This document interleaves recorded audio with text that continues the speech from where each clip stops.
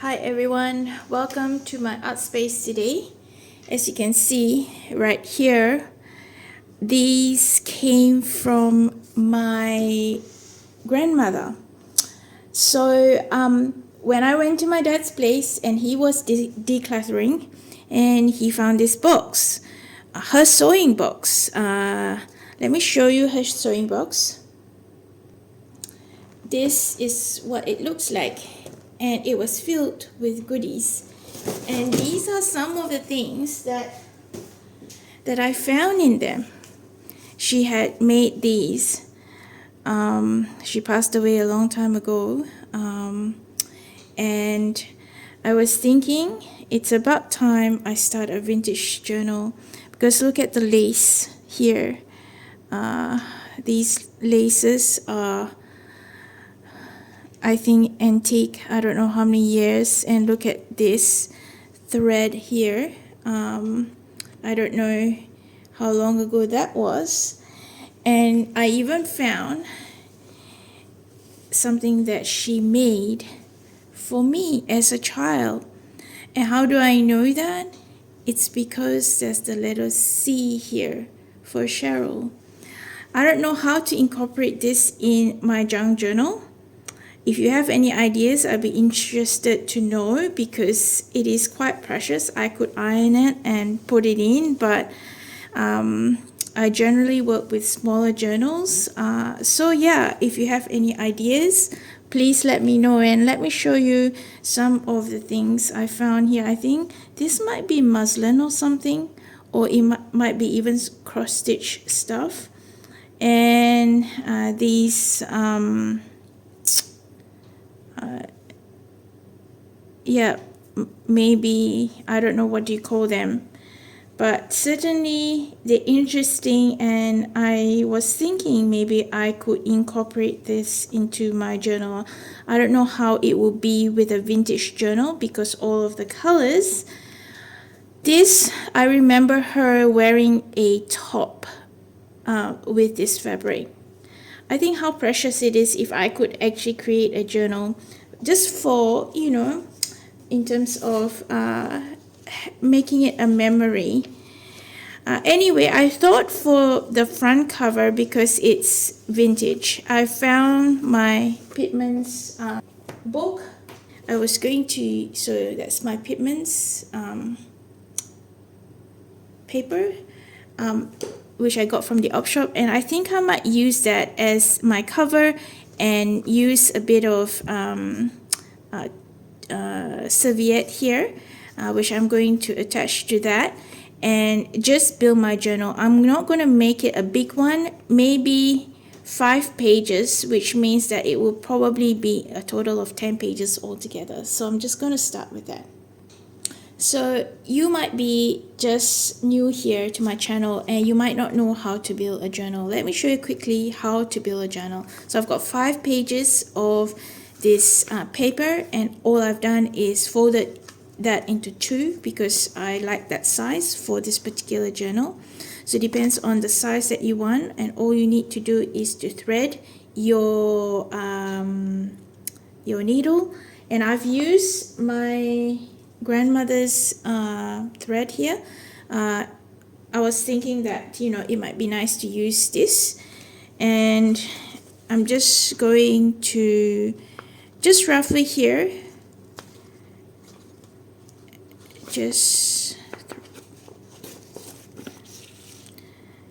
and maybe just leave that much hanging on the end so we can tie it, and just turn it around and roughly about here, right? Because this is not a big journal, I'm happy to just do 2 holes.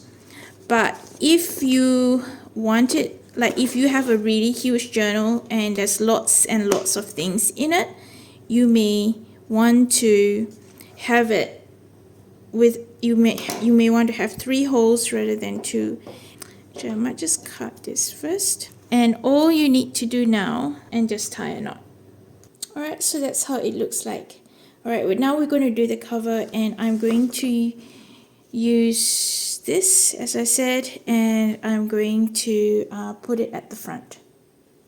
So we're using Elmer glue on there, and just 2 parts glue and 1 part water. All right, just with a paintbrush, we don't want that. So, and just paint over it. And you'll find that with using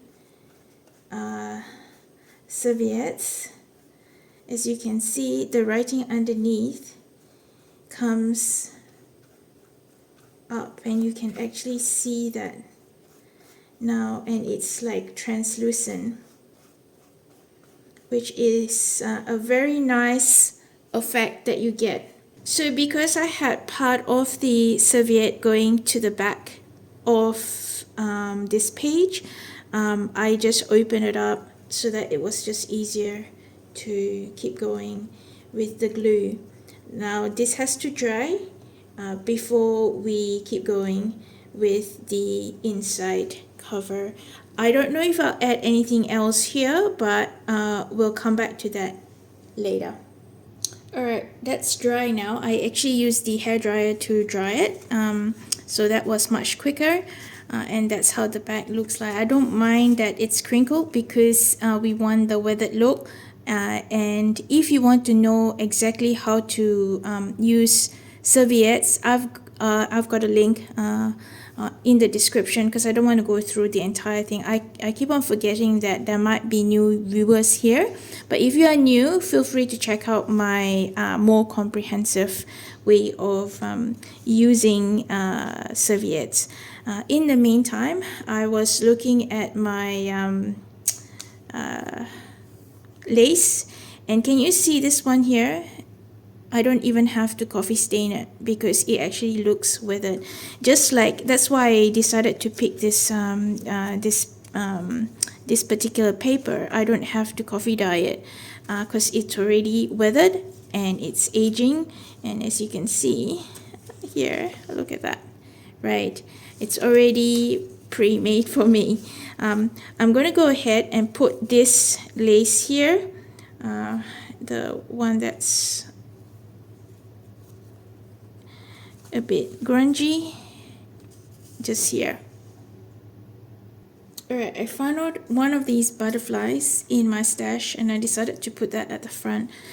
I don't really have a plan as to how to do these pages, so just really going with the flow. So I decided to put this one here and make that as a tuck spot because I like the writing on here. And what I'm going to do is to put a little bit of glue on this side and maybe a little bit here, and just staple them just to make sure that the glue actually is, I mean, I don't know if the glue is sufficient. I probably could use fabric glue, which means that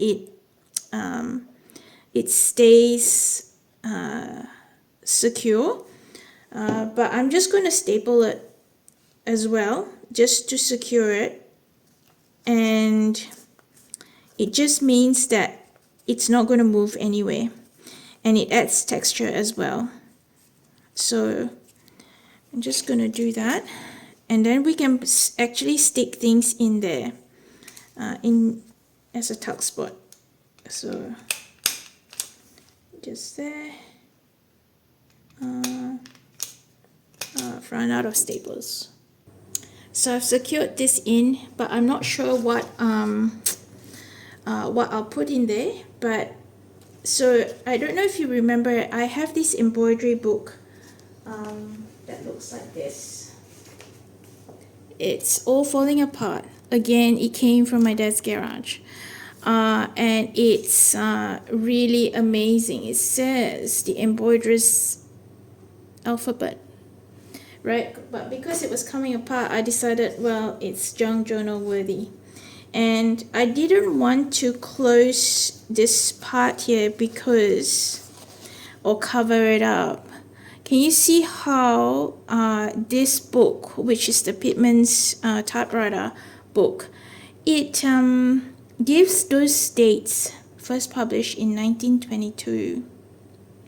reprinted 1958. I mean, it is definitely old and worthy of preserving and perhaps some longevity, unless I don't know, unless if you're not doing junk journaling, what would happen to it? It's going to go in the bin, right? So to me, junk journaling is basically recycling, and maybe bringing to life, bringing back things that would normally end up in the bin, and it gets a new lease in life. I don't know what I would have done with these, to be quite honest, but now it's getting another use. At least it's ending up in my junk journal. I will, from time to time, go ahead and look at it and remember my grandmother. I think junk journaling is beautiful, in the sense that it helps you to preserve memories, and I don't know, I won't say it's for generations to come, because I don't want to put pressure on my children to be able to preserve this as well. But for me, certainly, I will look at it and it will give me a sense of nostalgia and a sense of, I guess, being able to create something which was destined for the bin, right? And it's creating art. It's giving me some relaxation, and obviously challenging my brain, because like for example, I have not worked on a vintage journal before, and this is actually a challenge for me. I like to challenge myself doing new things, because when you do that, you are actually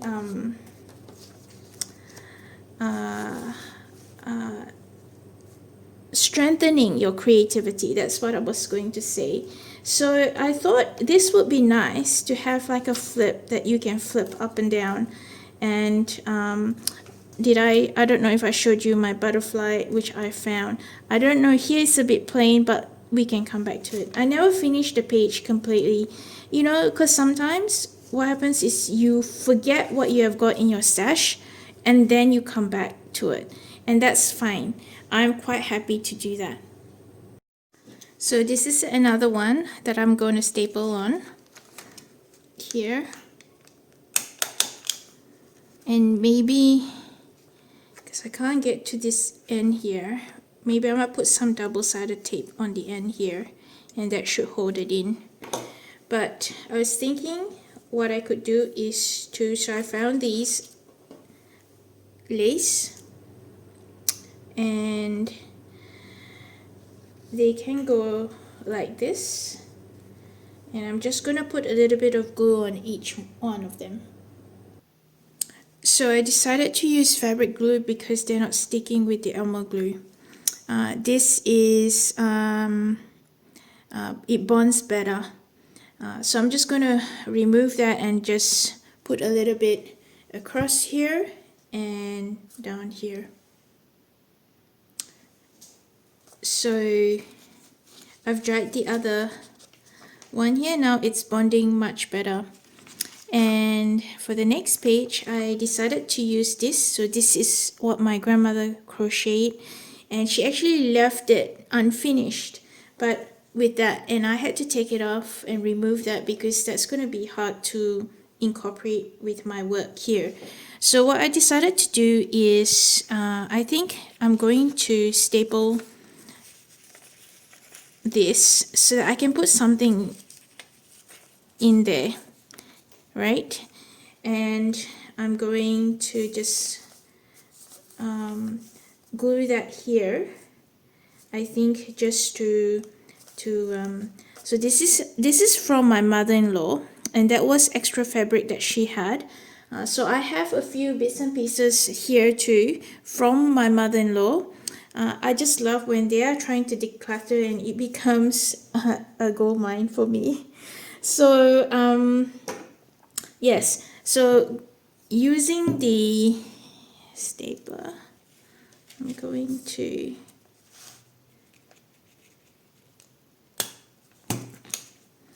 staple there, and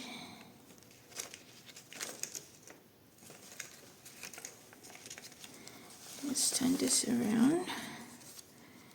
I'm going to staple here. I like this writing here. Now on the other side, I'm not sure what I'm going to do there. Maybe I'll figure it out once we get to the next side. And I think this lace, I'm going to just put some glue at the bottom. So using fabric glue, as I said, fabric glue actually bonds better.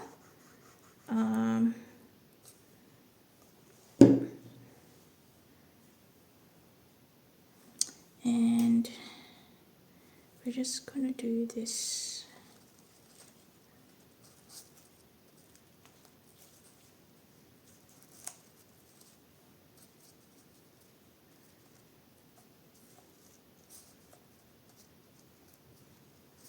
Like this. And it is fairly sticky. I'm gonna glue this part here too. This part here, I'm just going to staple that just so that it's... And I'm just going to add these little pieces that are just floating around. It's a waste if I have to throw it in the bin. So I'm going to... Okay, I'm just going to let that dry. And moving on to this page, what I decided to do is to hide this part, or rather to secure that, I decided to use this corrugated cardboard to give that rustic look, and then to place that there. What I might do is using, so for this one, I decided to staple here.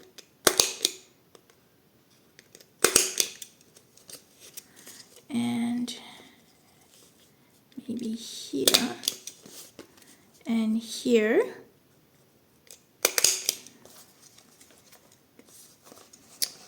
And then glue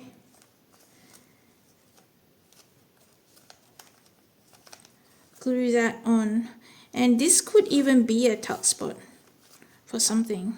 So I found these butterflies, the stickers, which my daughter got a while ago from Facebook Marketplace. A lady was getting rid of all her scrapbook stuff, and I think she got them for like $10 for a whole box of goodies. And I thought on this side, because this side is already beautiful and colorful, just to use the butterflies, and maybe I'll just put some lace here. Whether or not I will put anything extra there, sometimes less is more. Because I love the writing on here, can you see? And this is, it's all the numbers, they just look perfect. So I think what I'm going to do is just put some glue down here, and I think that will be sufficient. I can always come back to it if I need to add more. So moving back to this page, I decided to use some of my flowers that has been sitting in my plate there. And I'm going to use this bag and recycle it just to cover and protect my flowers.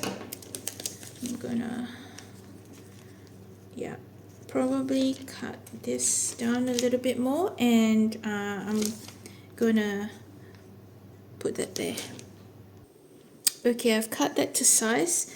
I'm just gonna use a little bit of washi to secure this at the bottom, and I've put it under the lace because I don't think I'm going to put anything else there.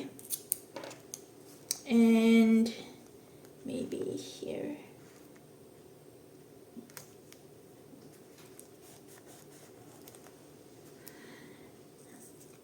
And I might just staple this corner.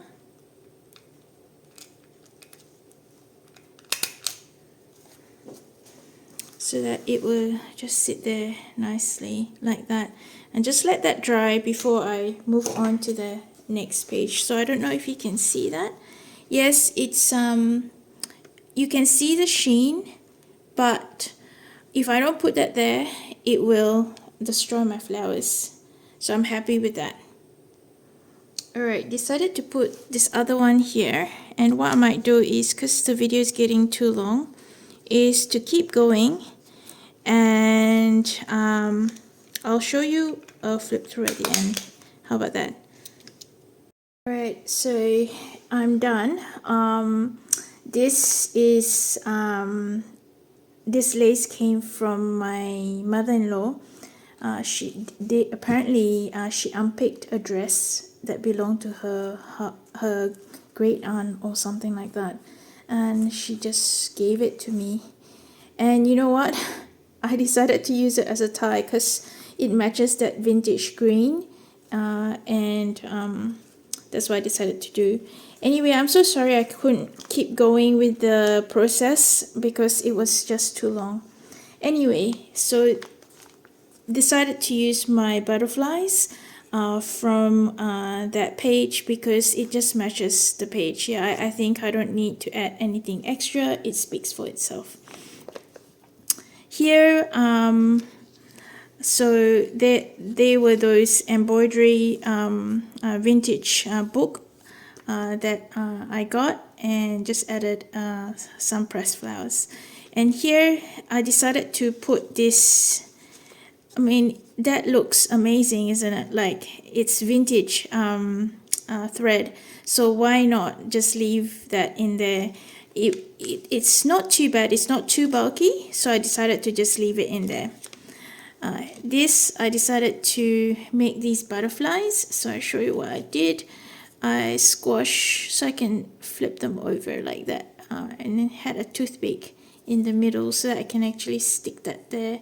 And the buttons have gone in there. I don't really know what to use them for. Maybe I might use a couple of them in future. The pin goes in there. That's for nappies. And this one here, I'm not sure what to put in there. I'm intending to gather some photos from my dad. So it may go in there. And perhaps I might do some journaling and writing about my grandparents. And that's that one. I don't know, again, what to put in that belly band, but I'm sure I'll find something. My dad will have things for me to put in there. And here is that tuck spot again. Decided to use this flower and with the corrugated cardboard, and just protected it over with plastic. Now I've put my the top that my grandmother made for me as a child, as an infant. I'm not sure if I'll leave it there. It's a bit bulky, but for the moment it's going to stay in there. This is a bit of a scrappy page. What I did was I traced a few pictures from the Edith Holden book, and I just thought on tracing paper, so it just provides a different texture. And I made just like a mini cluster here, so I can just, I wanted the sample of the fabric and just the colors and things, so I thought I'd put it in there. This here is from that book again, the embroidery book, and just with the butterflies. And this one, sorry, that's coming out. What I did here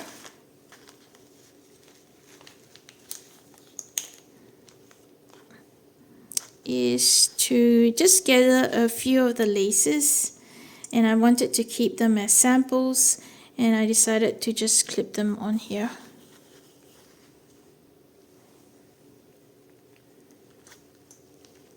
So it can stay there. I mean, it matches like that embroidery on here too. It's interesting. That's how they used to do laces then. And this one here, I printed this from a website and onto tracing paper. And I decided to put that there because you can still see the writing underneath, which is nice.